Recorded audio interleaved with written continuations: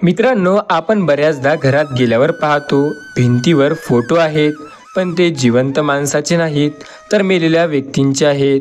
प्रश्न असा, त्या फोटोमुळे आपली आठवण जाग्या होतात की नकळत घरात नकारात्मक ऊर्जा निर्माण होते? खरं शास्त्रात याबद्दल काय म्हटलं आहे, चला जाणून घेऊया.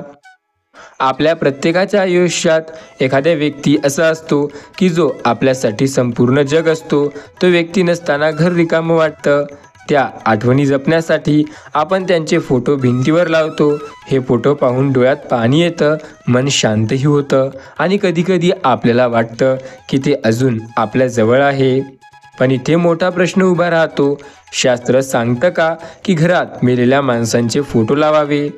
आपल्या संस्कृतीत मृत्यू हा अंत नाही, तर हा एक प्रवास आहे.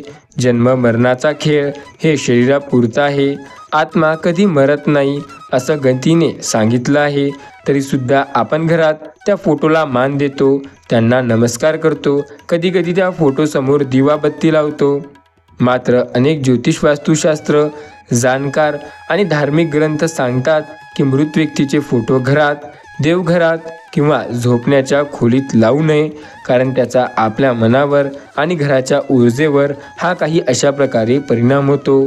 काही लोक सांगतात की मृत व्यक्तींची फोटो घरात दक्षिण दिशेला लावले तर योग्य मानले जाते, कारण दक्षिण दिशा यमाची दिशा मानली जाते. पण जर आपण ते देवघरात लावलात तर देवपूजेच्या ऊर्जेत आणि पितृशक्तीत संघर्ष निर्माण होतो.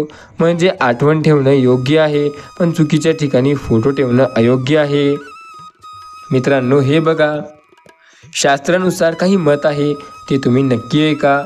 भगवद्गीता म्हणते, भगवद्गीतामध्ये श्रीकृष्ण म्हणतात, आत्मा अमर आहे, शरीर नाशवंत आहे. म्हणजे मृत्यू हा फक्त देहाचा अंत आहे. त्यामुळे मृत व्यक्तीची आठवण ठेवणे चुकीचे नाही, पण देवतांबरोबर त्यांचे फोटो ठेवणे हे नेहमी योग्यसुद्धा नाही. गरुड पुराण यात स्पष्ट सांगितले आहे की मृत व्यक्तीच्या आत्म्याला पुढच्या प्रवासासाठी शांतता हवी असते. जर आपण त्यांच्या फोटोसमोर रोज रडत राहिलो, तर त्यांना हाक मारली, तर त्यांची आत्मा पितृलोकात जाण्याऐवजी पृथ्वीवर अडकून राहते. स्मृतिग्रंथ पितरांना स्मरण करण्यासाठी श्रद्धा, तर्पण आणि पिंडदान याला महत्त्व आहे. फोटोला देवस्थान देणे याचा उल्लेख अजिबात नाही. मित्रांनो, पूर्ण माहिती आता डिटेलमध्ये जाणून घेणार आहोत, पण त्याआधी जर आपल्या ASA मराठी या धार्मिक यूट्यूब चॅनलवरती पहिल्यांदाच आला असाल तर नक्की आपल्या या ASA मराठी यूट्यूब चॅनलला सबस्क्राईब करा. व्हिडिओ आवडला असल्यास व्हिडिओला एक लाईक नक्की करा. बघा, वास्तुशास्त्रानुसार मृत व्यक्तीचे फोटो देवघरात ठेवणे हे निषिद्ध आहे. फोटो झोपण्याच्या खोलीत ठेवू नये, कारण त्याने अवचेतन मन सतत मृत्यूची आठवण ठेवते. योग्य जागा म्हणजे दक्षिण दिशा.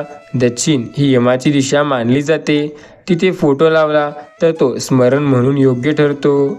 फोटो पाहून आपल्याला त्या व्यक्तीची आठवण येतात, आपल्या जवळीक वाटते. पण जर आपण दररोज दुःख, हळवेपणा आढळला तर घराच्या ऊर्जेवर परिणाम होतो. याने आपल्या घरात नकारात्मकता सुद्धा अतिशय जास्त वाढू शकते. म्हणून फोटो ठेवणे चुकीचे नाही, पण त्याला पूजा करणे, देवासोबत ठेवणे, रोज रडणे हे मात्र चुकीचे आहे.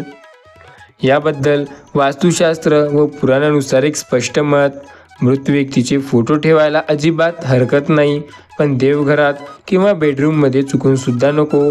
फोटो ठेवायचा असेल तर हॉलमध्ये, दक्षिण भिंतीवर किंवा जिथे आपण आठवणी जपतो तिथे ठेवा.